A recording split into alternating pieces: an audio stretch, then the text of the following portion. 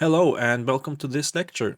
In this one, we'll go through the settings and steps necessary to export our terrain to height-map files, which can then be used in Unreal Engine. There are not many settings, but getting them right is crucial to ensuring our height map file displays correctly inside Unreal Engine. As we can see on the screen, we are looking at our final terrain. So if we zoom in a bit here, the first thing we want to export is the terrain itself, not the textures or set maps. To select what we want to export, simply right-click the Lakes node and select Mark for Export. You can see a yellow icon appearing, a save icon. That icon appears for every node that is marked for export. The reason we mark lakes for export and not the arboreal node is that we do not want to include the simple Gaia trees in the height map we are generating for Unreal Engine. We want to use far more realistic trees, which I will show in a later lecture. What we see here is what we will export to a height map file. So after the lakes node is marked for export, go to the properties panel and click on the build tab. At the very bottom here, you will see terrain definition. Expand this by clicking here on the arrow. And you will see we have a height setting of 0 to 600 and a scale setting of 5000. We will just refer to these as 2600 and 5000. These are the default height and scale numbers for Gaia, so make sure that they are set at these values. You can simply right-click the number and type on your keyboard to change it, and you will see your terrain changing. Let's set it back to 2600. Just to see what these numbers mean, you can also drag the slider and simply let go. And you will see that the terrain is scaled up or down in height, and the scale will also change the features. So right click 2600, right click 5000. So what the scale actually corresponds to is how many meters is represented per pixel. So further up here, we can change the format of the height map file. It should be set to PNG, the first one here, not the 8th one, because this one is actually 16-bit, which is what we want. And the file name will be lakes. And if you click here on all, you can select which connectors or masks will be exported. For now, we will just let all these be selected. So we will get several files generated. But the main height map will be called lakes. The method should be a normal build.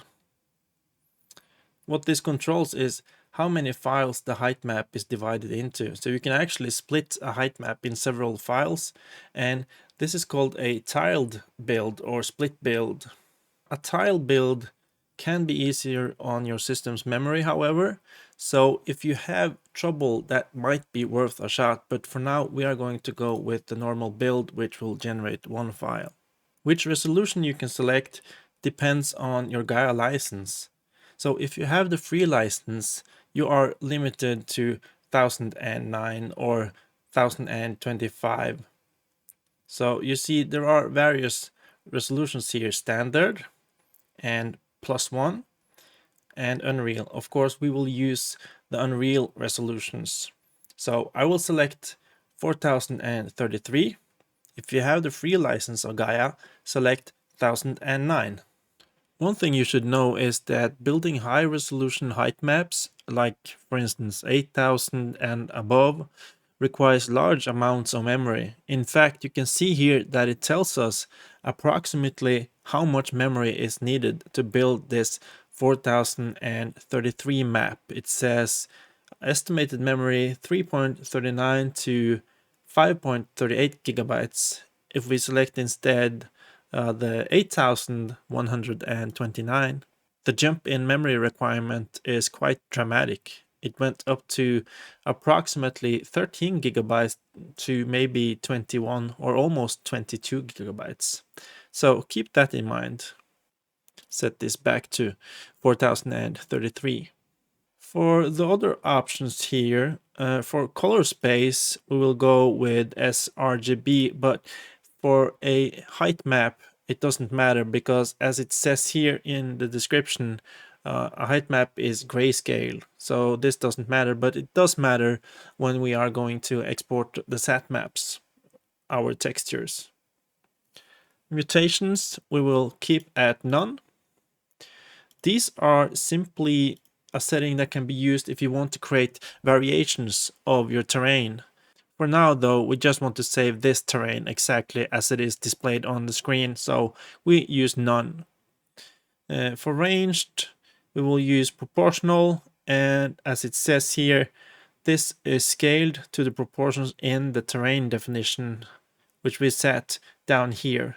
The height at 2600 and scale at 5000. Baked cache, we will have use, simply a speed boost when we are building our height maps. If you want more details on these settings, I suggest you visit Gaia's official documentation online. There you can also read a lot of useful information about terrain scale in general. So I highly recommend using the Gaia documentation, which is very good.